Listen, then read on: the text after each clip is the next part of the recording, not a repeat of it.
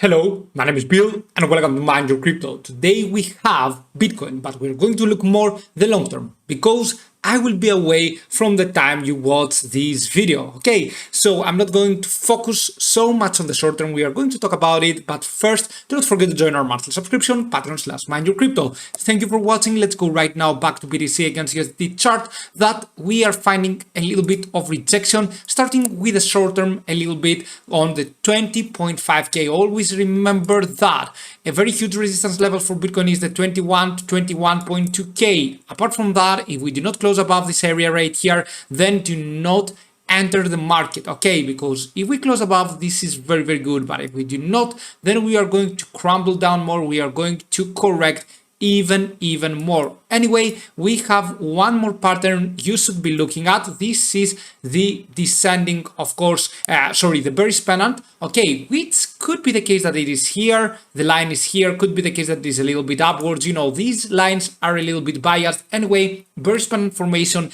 is very likely, especially if we do not close above the 21.1 to 21.0k. All right, so therefore this is for short term, so you know the exact targets. Let's go a little bit on the weekly frame and for the long term. Right here and right now, what BTC is trying to do is to get above the 200 moving average, which sits at around 22.5 to 22.6k. Apart from that, though, we have some important resistance levels to be looking at for the long term. First one is indeed around the 22.4k area. Okay, this is the first huge resistance level for the long term for Bitcoin. If we find rejection right here, then it means that the bearish market will restart actually, and we will go back there. If we get past above this line right here, then it is very possible that we can even revisit the 25.7 to 25.8k. But if we go there, there is a high chance that we go even higher as well. The most important resistance level for the midterm, I would say, is the 22.3k.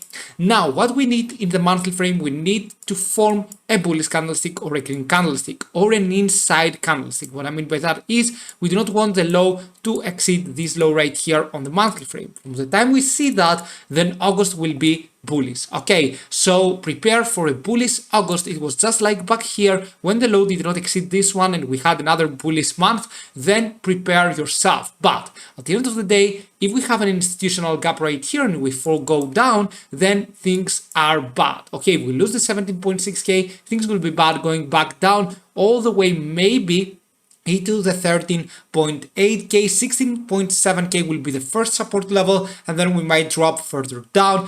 We do not have many support levels holding us between the 11 and the 17.6k, unfortunately. But for now, let's not be pessimistic, let's be optimistic and hope for the best for BTC. Okay, so right here you can see on the daily frame we want to go even higher. We want to test the 21.2 to 21.3k, and for the monthly close, which we will discuss later, of course, we need actually to have a green candlestick or a bearish candlestick, but without exceeding this low right here. Okay, this would be perfectly fine for BTC, and we could have a bullish trend from August to September, October. We will see about that, how much we can grow, but market needs actually a pump up, right? Even on bearish markets, we get pump ups. So eventually, yeah, we might still be a little bit bearish on the long term, but for the midterm, we could be bullish, right?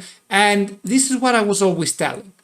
Just buy, okay? Just accumulate right here, BTC. There's nothing best to do right now than accumulating Bitcoin, right? From the 17.6 to 17.7k, this cipher bullish pattern you had to accumulate. Anyway, that's it for now. Thank you so much for watching. Do not forget to join our monthly subscription and see you soon with many more videos. Bye.